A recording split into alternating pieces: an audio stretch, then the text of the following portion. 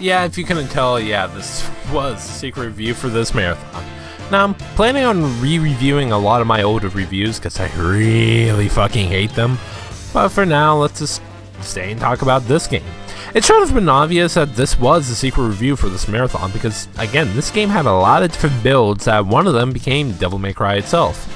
And one of the most notable builds is the Hookman version, where Leon is in a haunted mansion dealing with the paranormal, to be perfectly honest, just like Silent Hill. And, well, it's like it did a fusion dance with Silent Hill and Resident Evil Remake to make the Hookman version. Hell, I even think a fan actually recreated the Hookman demo into a full-fledged game. I may check it out at one point in time because I really do want to see a version of Resident Evil just like that. But for now, let's just see the final version of how Resident Evil 4 came out. This game also split the fanbase in half, mainly because of how different it is. Originally from Code Veronica down, you had fixed camera angles, and here, the camera is behind, well, Leon's back.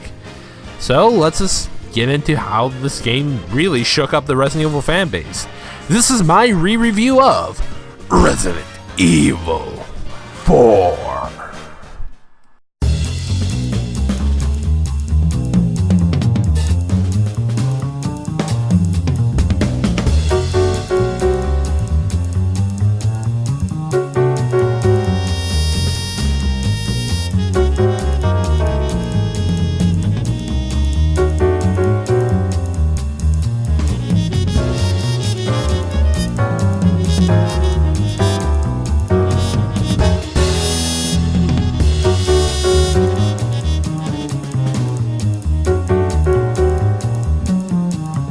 Okay, just like with DMC3, the story for this game is just like an 80s action movie.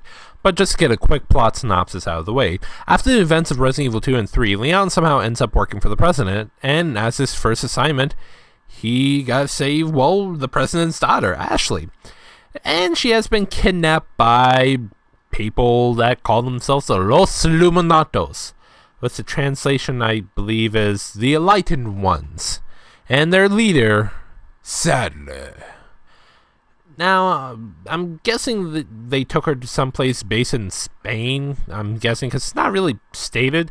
And in the first place, Leon investigates, he gets tapped. Having to take out his attacker, it's revealed that the person is taken over with a virus. Or is he? After getting knocked out while meeting another dude named Lewis, he gets injected with a parasite. And, well, that is the cause of this infection. And, well, when he tracks down Ashley and saves her, it's just a matter of getting to the distraction point. But it's not as simple as it's going to be, obviously. But here's the thing. Their plan is basically to, well, send in Ashley with the virus. Well, not virus. I don't know why I always click the virus, but just with a parasite to, well, fuck up how the US goes. I don't know how they thought that would work or something like that. But, yeah. But anyways, the story, you don't really need to pay attention to the story. Again, it's an 80s action movie, and even though this is the fourth game in the series, you really don't need to know anything else about the Resident Evil series. Because, well, I think Leon completely abandons the events of 2. Now, real quick, there are other modes like 2 campaigns with Ada and, well, Mercenaries, but I'm not really going to be focusing on them, because they play just like how, well, the main campaign works. And, well, as I already said, the gameplay really split the Resident Evil fanbase in half because of the new gameplay. You still got tank controls, but instead of fixed camera angles, you now have the camera positioned right behind you. Yeah, and Devil May Cry was a huge departure in how Resident Evil played. Huh. You still have the same basic setup at the start of the game. A knife, a handgun, and a first aid spray. Though in the new versions of this game, you actually have an easy mode, and they start you out with a shotgun. Alright, get ready to lock and roll, motherfuckers! But anyways, getting back on track, you can find weapons around the area, but to the best of my knowledge, you can't find everything in the area, and, well, that's where the merchant comes in. New to this game is just buying shit. You can buy all weapons, expansion to your attaché case, maps, and, well, first aid sprays. This is a great system, and the attaché case is just better than having 8 slots of items. Don't remind me about the 7th game yet. I rather stick with the attaché cases, and definitely don't remind me of 5, because how do you go from attaché cases to just 99? Never mind.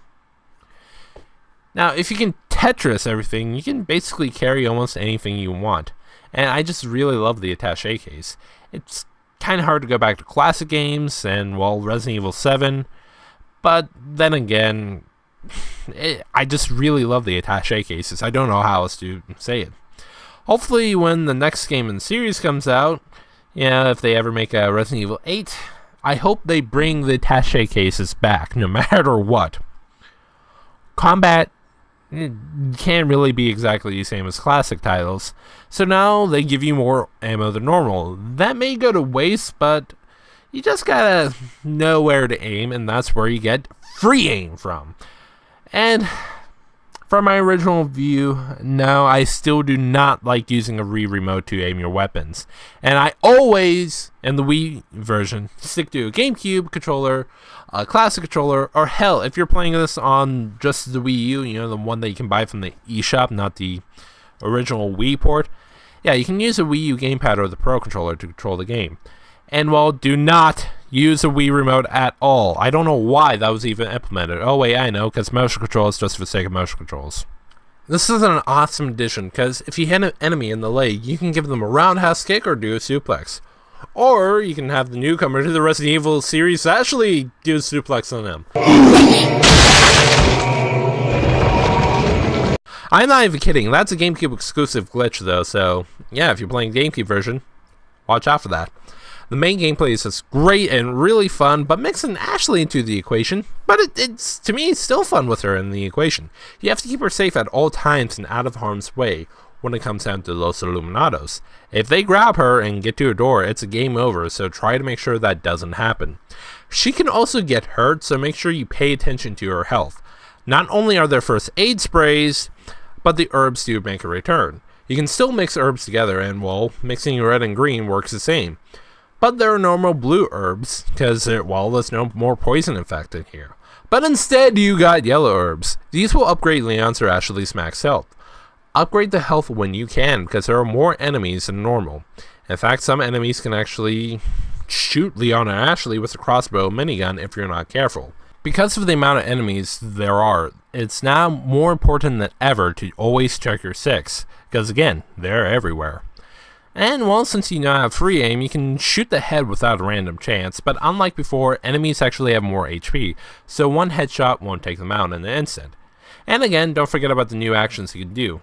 Unlike before, the map actually tells you where to go. That may be a turnoff for classic fans, but this game's a hell of a lot more linear. I can deal with the classic style or modern style if they're not limiting my inventory. It's just all about how it's implemented, and for the first game in this style, it's really implemented pretty well. I really do love how this game handles. Man, this game just looks so fucking bland. All of the browns, grays, dark blues, planes, trains, and automobiles just makes this game look so dull. Though even the dullness that is this game's graphic, it does really get a good job of freaking me the fuck out. Take the hedge maze section for instance. It really took a toll on me. I hate that these fucking dogs just pop out of nowhere, and I just can't stand it. Though the scariest section for me has to be when you take control of Ashley, so she can meet back up with Leon. That's where Ashley is able to do that suplex, so yeah, remember it's a GameCube exclusive glitch though. But getting in this section, you have to solve this bullshit puzzle that gave me more trouble than it should have. But it has some really great atmosphere to it, and it just freaks my fucking mind off. Though I swear, the Silent Realms are harder in my heart for some reason. Here's a weird thing for this though. On the PS4, Xbox One, and the actual PC port of this game, everything runs at 60 FPS. That's not the weird thing, because my eyes did adjust. It's just when you reload weapons. For some reason, Leon's animation for that runs at 30. It's weird and makes no sense at all, and just, again, it's just weird. So now, taking into account story, gameplay, graphics, and sound, Resident Evil 4 goes from a 9 out of 10 to a 7 out of 10. This game is so fun, but everything looks so bland. Though the game does a great job at atmosphere and actually gets me more scared than Resident Evil 7. I only watched that game, so yeah, more on that until I actually get the game. Until then, this is actually a really scary game for me. I highly recommend this game to play.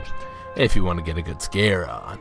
The only reason why I dropped 2 points is because of the graphics. They're just way too bland, and things tend to blend into each other. At this point in time, Resident Evil 4 is available for basically everything. But for clarification, it's on the GameCube, Wii, Wii U, PlayStation 2, 3, 4, Xbox 360, Xbox One, smartphones, and the PC. Make sure you get the right PC port though if you're going to get it on there, because apparently the original port was just horrible, and the new PC port is actually what works. Because, you know, it's the actual HD. So yeah, make sure you get the right one, and not the crappy one. Yeah.